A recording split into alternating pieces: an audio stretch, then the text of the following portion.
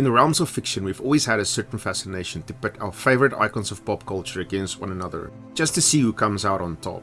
While it is intriguing to root for the underdog hero, it's even better when the villains get their chance to slug it out for our entertainment. That said, there are very few franchises that possess the pure recognition power than that of the Alien and the Predator. You can even go so far as to say that these two infamous brutes are even more beloved than their respective media. I mean, how many film series has had as many duds as these two, and still we are more than willing to turn a blind eye? Now that is some true unconditional love right there. But as much as we adore these two, we are more than eager to see them beat each other to kingdom come. Aliens against the Predators, Xenomorph versus Yautja, and we were all salivating to see it happen ever since that Predator 2 Easter egg. The origins of this destined conflict actually predates the Cranial cameo, as these two behemoths of sci-fi horror first squared off in the Dark Horse Presents comic book in issue 36. From here the spark was lit, and over the decades there's been a boom in film, novels and comics. But as an audience, staying an observer on the sidelines was just not enough for us. Gamer hands were itching to get their talents dirty, and we've had ample opportunities across the decades to get the job done.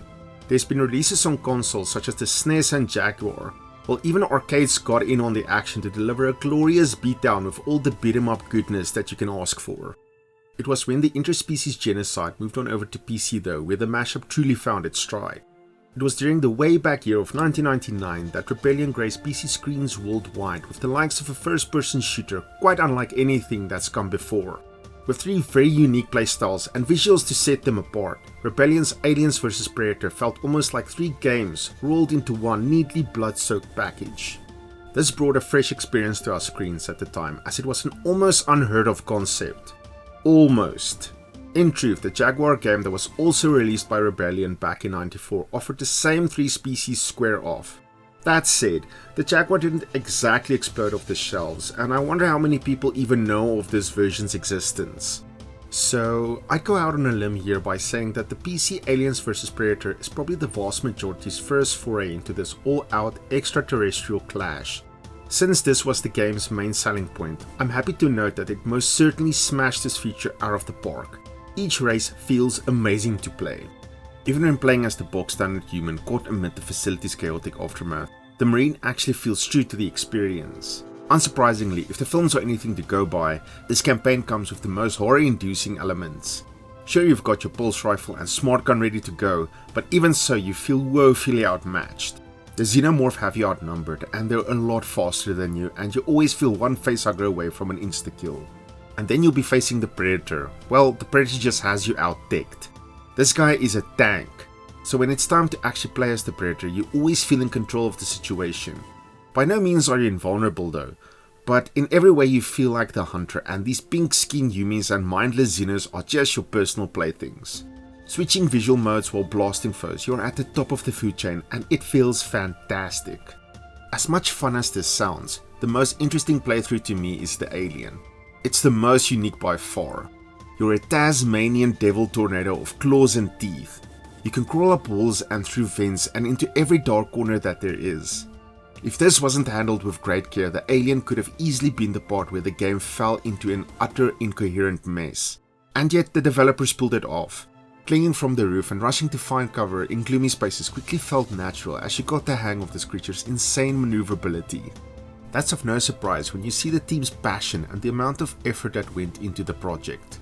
A perfect example I can point out is the live action briefings that you receive during missions.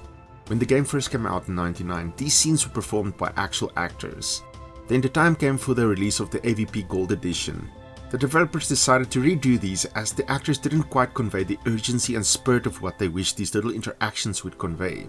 All of the new scenes were recorded in-house by the devs themselves, and even though they didn't have the professionalism of the original cast, they got the job done. As hokey as they came across, these scenes are now standout parts of the campaign. From person to person this might vary, but personally I love them as it adds a fun layer to the overall experience. Another of the standout aspects of the game that must be mentioned are the bonus missions. The levels were built and then from there redesigned and refined to include all three species playstyles. In this way, once you've completed the main story campaigns, missions from the other two races are unlocked. It made for a very creative dynamic to see a level that you've battled your way through before now become explorable once more, only this time from an entirely new perspective. As is well known by fans of the franchise, the Alien vs Predator legacy certainly did not end here. In 2001, Aliens vs Predator 2 came out, although this time not with Rebellion at the helm, but rather Monolith Productions took over its creation. And yes, it's that Monolith that I'm talking about here. With such capable hands steering production, it's clear that the sequel was going to be done right. Improved graphics, more weapons, and even sporting an opening level for the Xenomorph where you get to play as a facehugger, seeking out an unsuspecting victim. AVP 2 did everything a good sequel should do by upping the ante and then some. Even the mission structure took on a much more cohesive experience. The campaigns overlapped at points during the missions, letting you see the characters you play from the other races' storylines unfold simultaneously.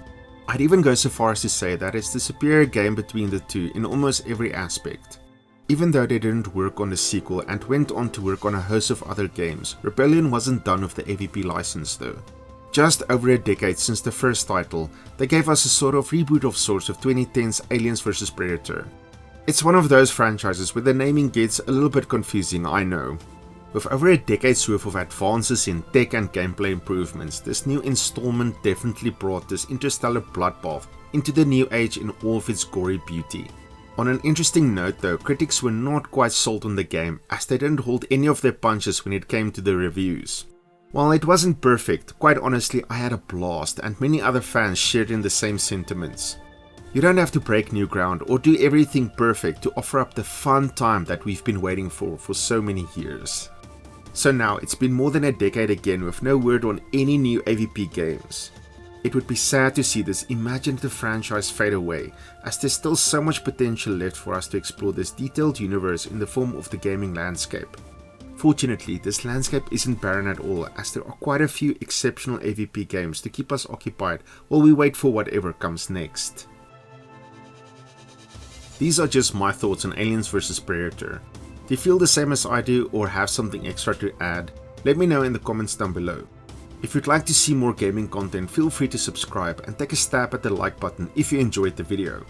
Thanks for stopping by everyone, and I'll be seeing you in the next one.